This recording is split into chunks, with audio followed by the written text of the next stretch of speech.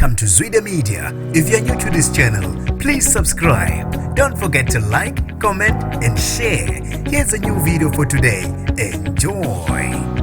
Kube ubhudubudu ukutholana phezulu amaphoyisa kanye nabokufika kuleli abebemba ezimayini ngokungemthetho. Nginibingelele ngiphinde nginamukele kuphina kuphi lani balokwana le video. Mangoqala sijoyina leli khasi wamuyelekile igama lami ngusibonga konke wakandwando Mothanda ungangibiza intatheli ka YouTube. Kushube isimo kutholana phezulu abokufika kuleli abebemba ezimayini ngokungemthetho abazibiza ngama-zama lapho kudubulane khona amaphoyisa kanye nabo laba abokufika. Kube sekudutshula oyedwa ekhanda kulesigameko ozame ukubeka isibhamu ekhanda lephoyisa. Abangu-40 babe sebekhalelwa ngamasongo kasigonyela emva kokubanjwa bemba izimayini ngokungemthetho. Abezimo eziphuthumayo bafike ngokukhulu ukushesha endaweni yesigameko basiza abalimele. Ungqongqoshe wamaphoyisa umnumzane Bhekicele ekhuluma nabezindaba uthe uyangabaza ukuthi laba abokufika bazingenele kuleli. Usola ngathi kunomkhoshosho oshaywayo abeziphathimandla bathile abashushumbisa laba abokufika. Ube esesho nokuthi amathuluzi